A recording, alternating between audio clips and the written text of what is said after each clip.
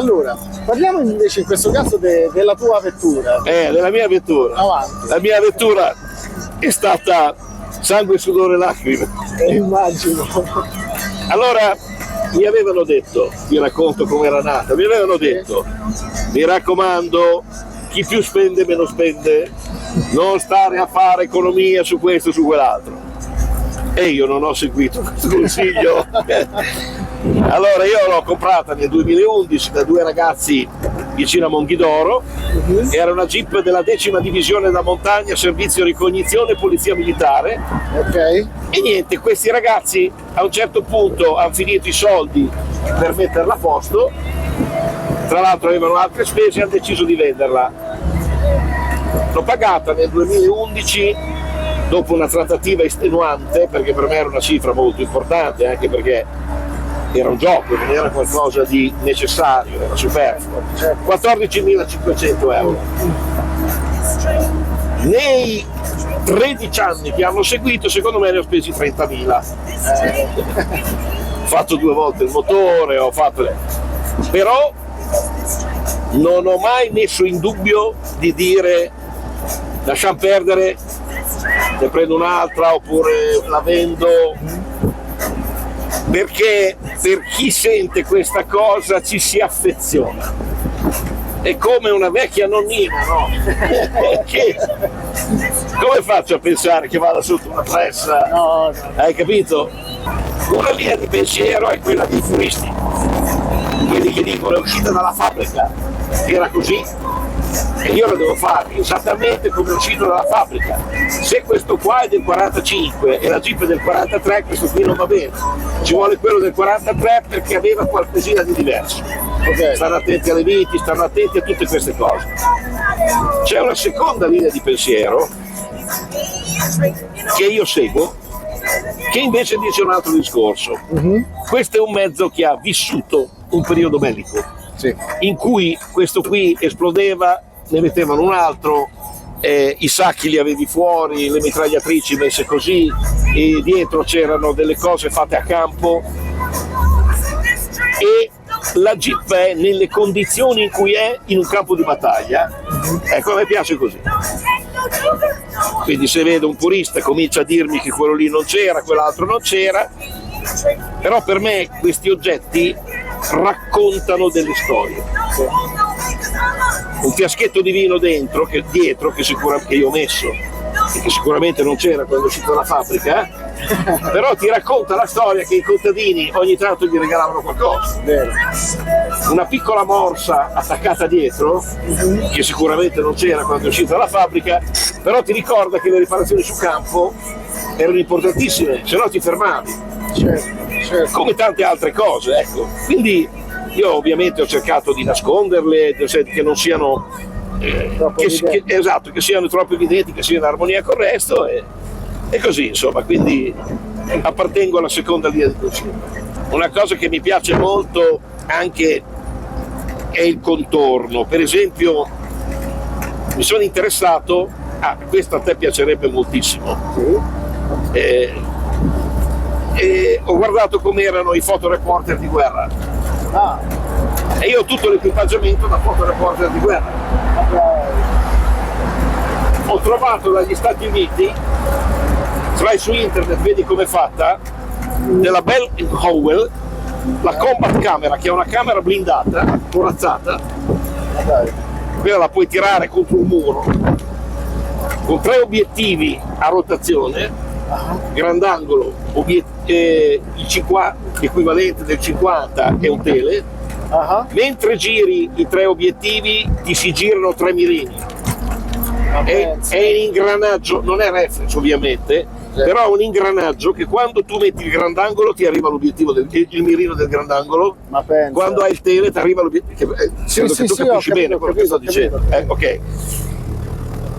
Totalmente meccanica, nel senso che tu carichi una molla, quando premi lentamente si scarica la molla e gira la pellicola, quindi non ha niente, assolutamente nulla di elettrico, con una precisione di lavorazioni meccaniche dentro da paura. Ci sono delle vitine che sono quasi dei capelli, e ho trovato proprio la confezione originale.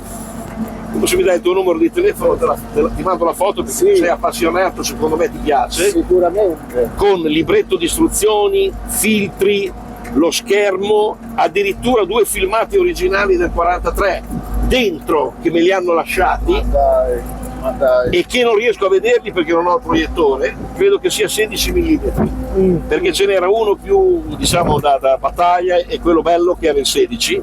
Ah, Sono filmati 16 mm di passo e poi ho treppiede di legno, l'elmetto con scritto Press, Washington Post davanti, Vabbè, la targa. Dopo ti faccio vedere le foto perché ti piacciono di Bello, sicuro, sì, perché sì, sei la sì, tua sì, passione e tu lo puoi coniugare.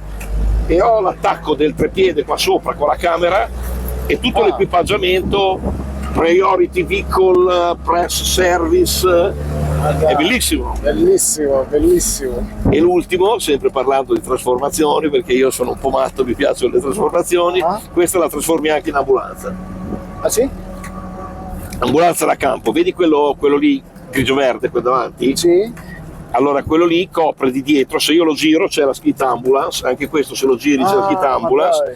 dietro ce l'ho anche dietro, c'è un telo che viene giù, questo va giù, arriva una barella che parte da lì e avevano 3 barelle, una che parte da dietro le tue spalle e si appoggia su quel legno lì davanti, Ok. così, venivano sigliati naturalmente, e 2 sulla testa. Ma pensa. Questo era per arrivare, perché c'erano 3 linee, c'era la prima linea, poi c'era la recovery line che era quella dopo, era dietro di una decina di chilometri, Ah, dopo altri 20-25 chilometri c'era la retrovia. L'ospedale militare era nella retrovia, nella terza, dietro, quella che era 40 chilometri, perché doveva essere dietro l'artiglieria tedesca, cioè non arrivava l'artiglieria lì. ok. La prima linea non avevano le ambulanze, avevano solo le jeep. Allora dovevano portarlo fino alla recovery line, che è la seconda, e lo portavano con 3 barelle sopra le Willis. Poi nella recovery line avevano 2 o 3 ambulanze che andavano ancora dietro. A seconda di quanto tu eri grave, ti mettevano a posto o nella prima o nella seconda o nella terza. Se era ancora peggio andavi su un aeroplano e tornavi negli Stati Uniti. Chiaramente. Immagino.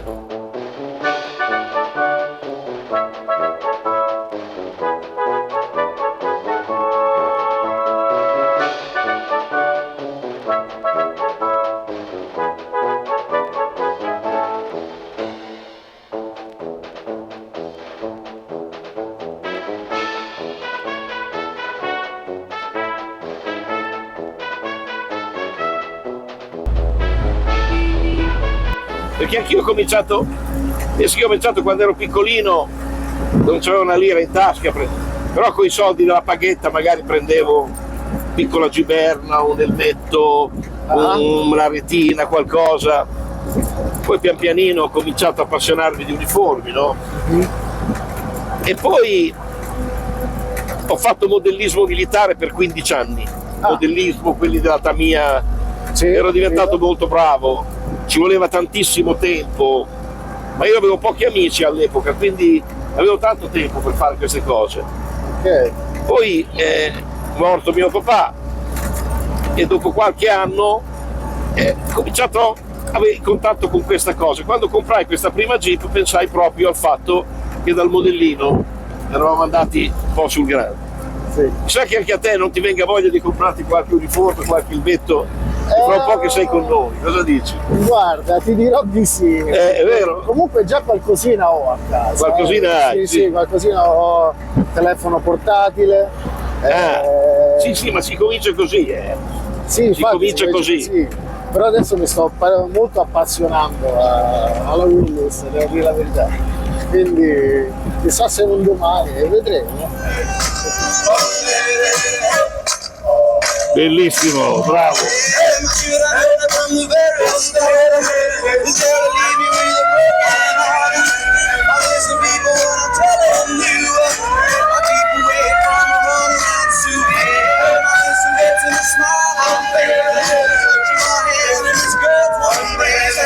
So if you don't wanna cry like I do, I keep away from a run around sewer. Hey!